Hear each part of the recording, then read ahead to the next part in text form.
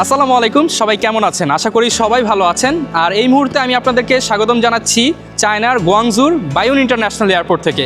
আর এই মুহূর্তে আমরা 15 জনের একটি টিম নিয়ে কিন্তু চলে আসছি চায়নাতে, একটা ব্যবসায়িক ট্রিপ। এই মুহূর্তে আছি এয়ারপোর্টে, আর এয়ারপোর্ট থেকে মেট্রো করে যাব আমাদের হোটেলে যাওয়ার আগে এই ভিডিওতে আপনারা কেন ঢুকেছেন সেটা একটু বলে দিই। হয়তো আপনারা দেখতে চাচ্ছেন বাংলাদেশ থেকে বাংলাদেশ ইমিগ্রেশন কেমন ঝামেলা করে, হয়তো চায়না ইমিগ্রেশন কেমন হয়, সব কিছু কিন্তু আজকের এই ভিডিওতে তুলে ধরবো। আমি আপনাদের সাথে রয়েছি আব্দুর রহমান, আপনাদের travel guide journey with that's Rahman চ্যানেলে। এবং আজকের এই ভিডিওতে কিন্তু একদম ঢাকা থেকে চায়না থেকে কিভাবে আমরা হোটেলে যাচ্ছি, চেক ইন করছি, সব কিছু এই ছোট্ট একটা ভিডিওতে তুলে ধরবো। ফুল ভিডিওটা দেখলে আপনার ফার্স্ট টাইম চায়না আসার যত প্রশ্ন আছে সবই কিন্তু ক্লিয়ার হয়ে যাবেন। এবং আমাদের টিমে কিন্তু একদম ফ্রেশ বা নবজাতক পাসপোর্টও রয়েছে, সেগুলোর ইন্টারভিউ থাকবে, কিভাবে আপনি ইসিম নেবেন, কিভাবে গুগল, ফেসবুক, ইউটিউব সব কিছু চালাবেন, সব কিছু কিন্তু এই ভিডিওতে তুলে ধরবো। তো ভিডিওর সাথেই থাকুন। শুরু করছি ঠিক বাংলাদেশ থেকে কিভাবে আমরা চায়নায় আসলাম। আসসালামু আলাইকুম, সবাই কেমন আছেন? আশা করি সবাই ভালো আছেন। আর আজকে আমরা যাচ্ছি চায়নাতে, চায়নার গুয়াংজুতে।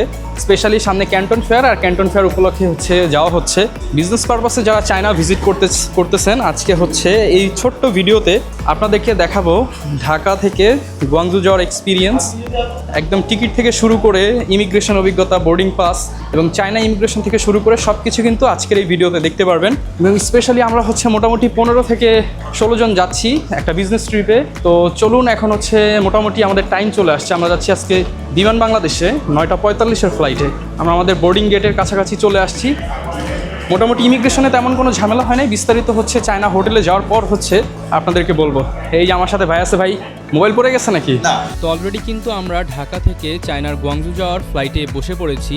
তো আমাদের ফ্লাইট কস্ট ওয়ান ওয়ে কত ছিল সেটা একটু পরে বলতেছি। এই ফাঁকে আমি ভিসার যেই বিষয়টা সেটা আপনাদেরকে একটু ক্লিয়ার করে দেই। তো আপনারা যারা কিনা বাংলাদেশ থেকে খুব সহজে চায়না যেতে চান, আপনাদের জন্য হয়তো বিজনেস ভিসায় যেতে হবে অথবা আপনাকে ট্যুরিস্ট ভিসায় যেতে হবে। তো ক্যান্টন ফেয়ারের সময় কিন্তু খুব সহজেই শুধুমাত্র ছবি, পাসপোর্ট দিয়েই আপনারা খুব সহজে এক সপ্তাহের মধ্যে কিন্তু বিজনেস ভিসা করা যায়। সেক্ষেত্রে খরচ পড়ে পাসপোর্ট ভেদে 9 থেকে 12,000 টাকার মতো।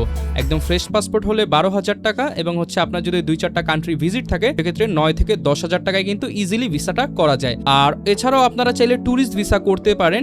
সেক্ষেত্রে আপনার কিন্তু as usual Malaysia, Thailand visa করতে যা যা ডকুমেন্টস প্রয়োজন হয় same bank statement, solvency, photo, NOC, trade licence ইত্যাদি এই ধরনের কাগজপত্রগুলো লাগবে। সেক্ষেত্রে কিন্তু কনফার্ম এয়ার টিকিটটা প্রয়োজন হয়। এক্ষেত্রে ভিসা পড়ে সেই 10 থেকে 13,000 টাকার মধ্যে। এই হচ্ছে বিমান বাংলাদেশের খাবার। যদি দেখায় আপনাদেরকে, হচ্ছে তাদের চিকেন প্ল্যাটার, একটা ছিল ভেজিটেবল প্ল্যাটার।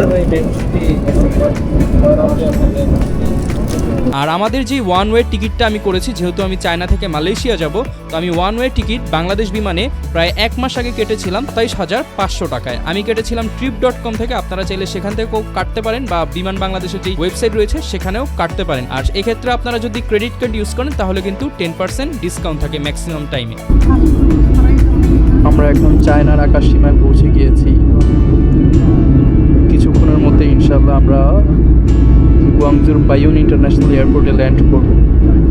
সো ভিউয়ার্স, এই হচ্ছে চায়নার ইমিগ্রেশনের এক্সিট এরিয়া। আর এইখানে হচ্ছে সবার মোটামুটি ব্যাগ চলে আসছে। ইমিগ্রেশন শেষ হওয়ার পর আমরা ব্যাগের কাছে আসার আগে কিন্তু ব্যাগ আমাদের কাছে এয়ারপোর্টে চলে আসছে। আর এই ভিডিওতে জানাবো হচ্ছে সবার ইমিগ্রেশন অভিজ্ঞতা কেমন। সবার আগে ইমিগ্রেশন করছি। আমার তো ভাই কিছুই চাই না, কারণ এটা স্বাভাবিক ব্যাপার। বাদ বাকি আমিও 2-1জনটা বলে আসছি আমার সাথে, যে টুগেদার ওদেরকে আর কিছু বলে না। আচ্ছা, এরপর হচ্ছে একজন করে ইমিগ্রেশন নেই। ভাই কি চায়না ফার্স্ট টাইম? না, আমি second time. China second time. কেমন ইমিগ্রেশন? আলহামদুলিল্লাহ খুব ভালো। আমাদের কোনো জিজ্ঞাসা করে নাই তেমন কিছু। জিজ্ঞাসা করে কি জন্য আসছেন, বিজনেস পারপাস, আর কোনো। আচ্ছা, আর বড় ভাইয়ের? আমি নতুন আইছি। China first time. আচ্ছা, এর আগে অন্য কোনো দেশে গেছিলেন? শ্রীলঙ্কা গেছি। শ্রীলঙ্কা। আচ্ছা, সেকেন্ড টাইম, মানে চায়না ফার্স্ট টাইম আর সেকেন্ড কান্ট্রি হিসেবে আসলেন। কোনো কিছু জিজ্ঞাসা করছে ওরা? জিজ্ঞাসা করছে। কি জিজ্ঞাসা করছে? কি লিগাইছো বিজনেস? আচ্ছা, কিসের জন্য? বিজনেসের জন্য। আর কিছু? ক্যাশ ডলার দেখতে চাইছে? না, ডলার। আচ্ছা, তো দেখেন এখানে কিন্তু আমরা অনেকে প্রায় 15 থেকে 16 জন আসছি, আর এইখানে অনেকেই আছে। আমরা হচ্ছে এইবার এই যে বড় ভাইয়ের ইমিগ্রেশন অভিজ্ঞতাটা নিব। China first time. বড় ভাই কিন্তু অনেক টেনশনে ছিল। ভাই আলহামদুলিল্লাহ তো ইমিগ্রেশন শেষ। না, আমাকে কোনো কিছু বলছে না। কি শুধু পাসপোর্ট দিছেন, তারপর ফিঙ্গার দিছেন, আর কি করছেন? আর জিজ্ঞেস করছে কিসের জন্য আসলাম, পরে কি বলছেন? বলছি মেলাতে আসছি। ক্যান্টন ফেয়ারে আসছেন, আর কিছু জিজ্ঞাসা করে নাই? তার একদম সহজ, একদম একদম পানির মতো। পানির মতো। আচ্ছা, এই যে বড় ভাইরা আছে, এই যে young businessman, young business magnate, এগুলো সবাই কিন্তু কোটিপতি হয়ে যাবে ইনশাআল্লাহ চায়নার বিজনেস করে, আমরা এই দোয়াই করি। অলরেডি কোটিপতি আছি তো। আচ্ছা, আপনিও ভাই হন, আমরা চাই যে পাশাপাশি আপনিও কোটিপতি হন। এই যে আপনারা তো মনে করেন তিন ফ্রেন্ড একসাথে গেছেন ইমিগ্রেশনে, কি কি জিজ্ঞাসা করলো ভাই? আর খুব যে একটা মানে যেরকম আশা করছিলাম সেরকম ওইরকম কোনো কিছু আপনাদের ইমিগ্রেশন অফিসার নাকি ভাই আপনাদের দিকে শরম করছে? হ্যাঁ এরকম ভাই, শরম টরম পাইছে, এই জন্য এক্সট্রা কিছু জিজ্ঞেস শুধু করেনি। পাসপোর্ট দিছেন? হ্যাঁ বলছে তোমাদের চেহারাটা সুন্দর, তোমার চুচো ভাই আর কিছু জিজ্ঞাসা করে নাই? জিজ্ঞাসা করে নাই? টেনশনে ছিলাম, কোথায় সবার যাবেন, তো বলে কতদিন আসছে থাকবেন? যদি আবার ফেরত পাঠায় দেয় জীবন শেষ। আচ্ছা, মোটামুটি কিন্তু এখানে সবাই ইমিগ্রেশন করে ফেলছে। আর এইখানে এই যে বড় ভাই আছে, বড় ভাইয়ের তো একটু অভিজ্ঞতা নেই, ভাইয়ের তো ফার্স্ট টাইম, মানে পাসপোর্টের প্রথম দেশ এইটাই, তো অভিজ্ঞতা কেমন ভাইয়া?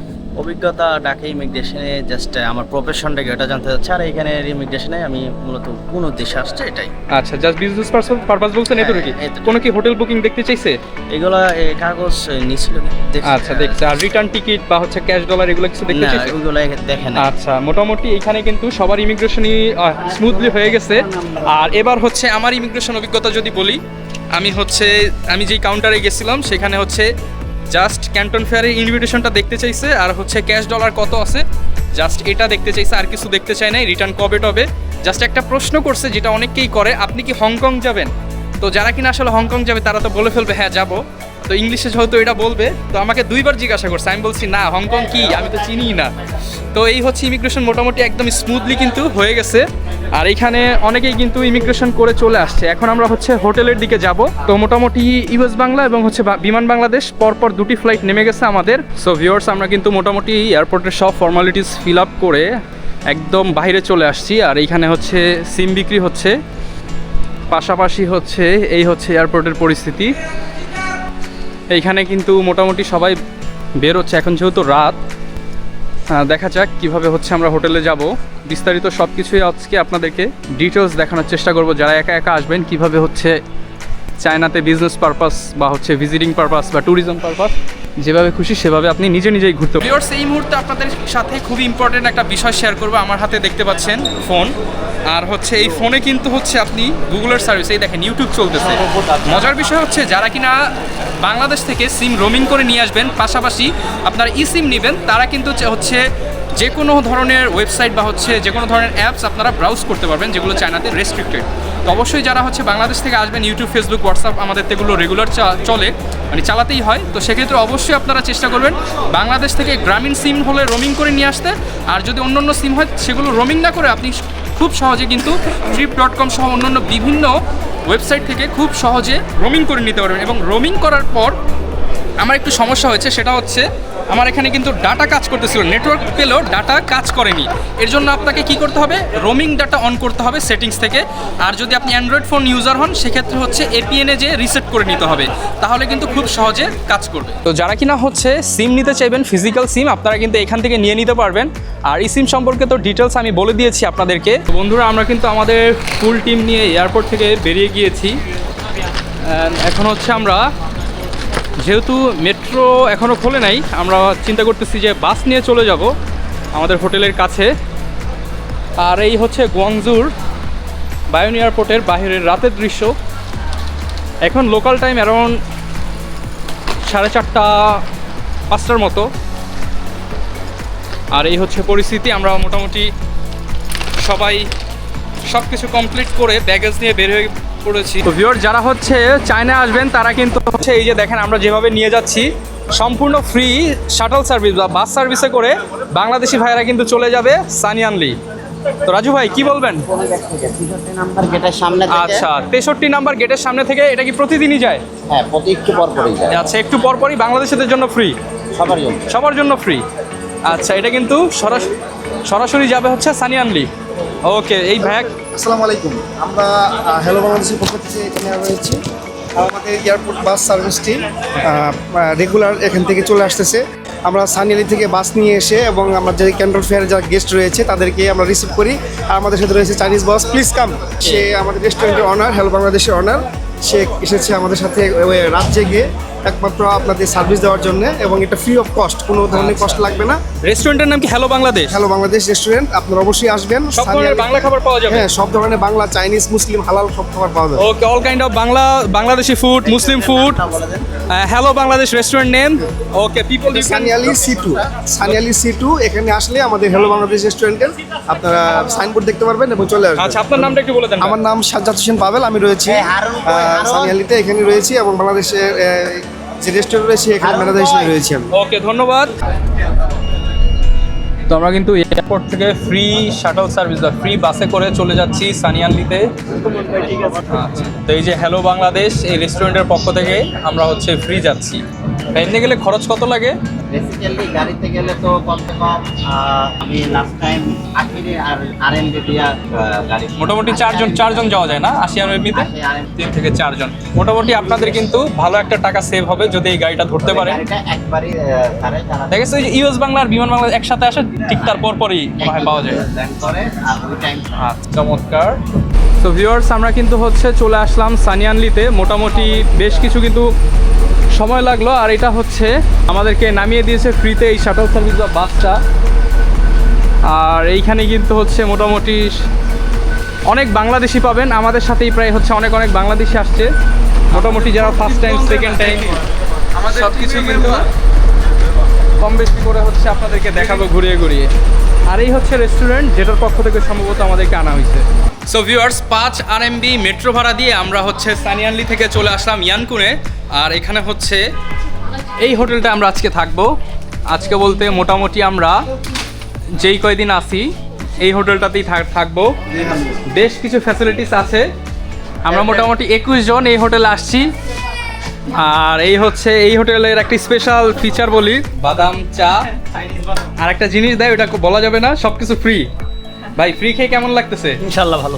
এই যে ভাই কিন্তু খাইতেছে, এই যে ভাই খাইতেছে, সবাই কিন্তু খাচ্ছে। আর এই যে আমাদের দাদা দিচ্ছে, কাকা। যাই হোক, ভিউয়ার্স, প্রথম পর্বে আপনাদেরকে দেখালাম ঢাকা থেকে গুয়াংজু আসার সম্পূর্ণ অভিজ্ঞতা, ইমিগ্রেশন থেকে শুরু করে কিভাবে হোটেলে আসলাম, বিস্তারিত সবকিছু একদম বাজেটে কিভাবে চায়না ঘুরবেন। আমাদের একটা সিরিজ চলতেছে, এই সিরিজের সবকিছু দেখতে পারবেন। সাবস্ক্রাইব করে সাথে থাকুন। আর দ্বিতীয় পর্বে আমরা দেখাবো চায়নার ঘোরাঘুরি। তো অবশ্যই সাবস্ক্রাইব করে সাথে থাকুন, এবং কোনো প্রশ্ন থাকলে কমেন্ট করে জানিয়ে দিবেন। আমি চেষ্টা করব সর্বোচ্চ সাপোর্ট দিয়ে রিপ্লাই দেওয়ার, এবং বিস্তারিত জানতে চাইলে আমাকে ফেসবুকেও নক করতে পারেন। আল্লাহ হাফেজ।